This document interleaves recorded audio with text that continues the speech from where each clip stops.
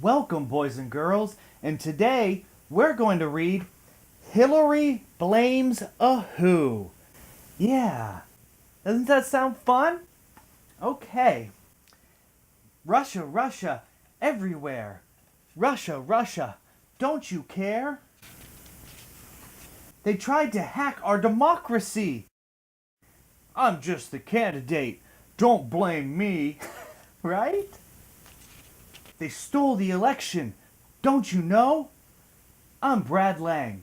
Welcome to the Brad Lang Show.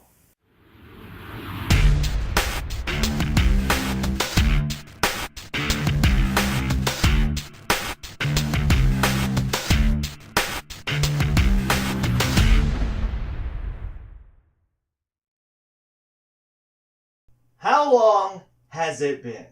As we approach a year since last year's election that shocked the world, let's take a look at the evolution of the idea that Russia not only meddled in our election, but stole it from the anointed Hillary Clinton.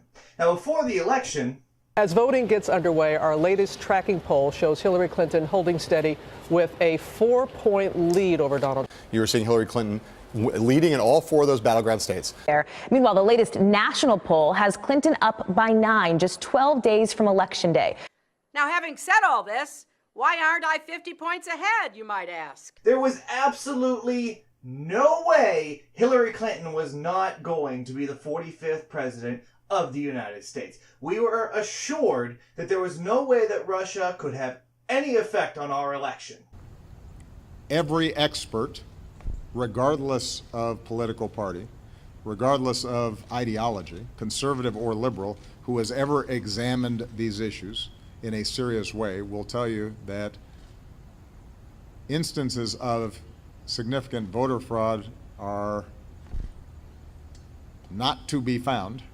The very nature of our elections makes it nearly impossible for a foreign power to alter our elections. You see, county by county and state by state, the way elections are handled differs, which makes it immensely difficult to have an effect that could sway a national election. Now, when it looked like their it girl was going to ride the biggest landslide since Reagan, there was nothing but assurances as to how secure our election is. Until she lost. Hello, darkness, my old friend. I've come to talk with you again. Because a vision softly creeping left its seeds while I was sleeping. But we've all heard enough of that garbage, right? I mean, it's been, 8 months into the Trump presidency? Lawmaker who was upset about November's election wanted to mandate school training in how to spot fake news. Yeah, guess not. But guess what? You see, they are finally vindicated. Well, in a way. They have been right this entire time. I mean, no, not about the hacking, and they certainly didn't have a point with the Facebook ads, and sadly, as it turns out, the nefarious attempt to turn Pokemon Go against us didn't work either. No. Now, what took place is not really news, but it did make for excellent political fodder on the campaign trail. But what is new is what was reported by The Hill. You see, in 2010, the Obama administration approved a deal that effectively gave Moscow control of a significant portion of American uranium.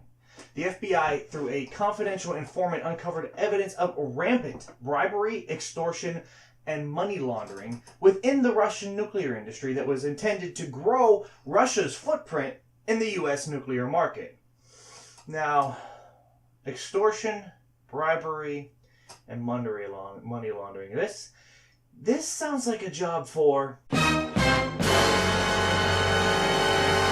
Documents indicated Russian officials routed millions of dollars to benefit the Clinton Foundation while Hillary was serving as Secretary of State. The Clinton Foundation itself received over $145 million in donations, and Bill Clinton got a speaking fee of $500,000 for one speech. One speech. The Department of Justice investigated this for 4 more years. That's all the way through 2015. That is more than half of the Obama administration. Now, the Obama administration's high-ranking officials and others in our government sought to turn over 20% of our uranium mining capacity. And you clowns are out there tweeting about Pokemon Go and Facebook. Now, even better, can you guess who headed up the investigations into the money laundering and extortion for the FBI? No, take a guess. I'll wait. Robert freaking Mueller. The man leading the investigation into Russian collusion of the 2016 election was the same man who slow-walked an investigation into handing over nearly a quarter of our uranium capacity to corrupt Russian companies. Now, it's really funny how a little political motivation can change someone's opinion. Now, speaking of political motivations, his deputy at the FBI was also recently fired, Rod Rosenstein, who was shown the door with James Comey. Now, it seems to me that perhaps that maybe there could be a little bit of a double standard here. Well, I mean, it's not even a double standard in the fact that there's been zero evidence shown to actually link the Trump campaign to collusion with anyone in the Russian sphere, and let alone to use that connection to sway our election. But what we do have is evidence that the Clintons made, well, added to their small fortune by clearing the path for Russian oligarchs to gain access to a very precious and very dangerous resource that will allow our friend, enemy,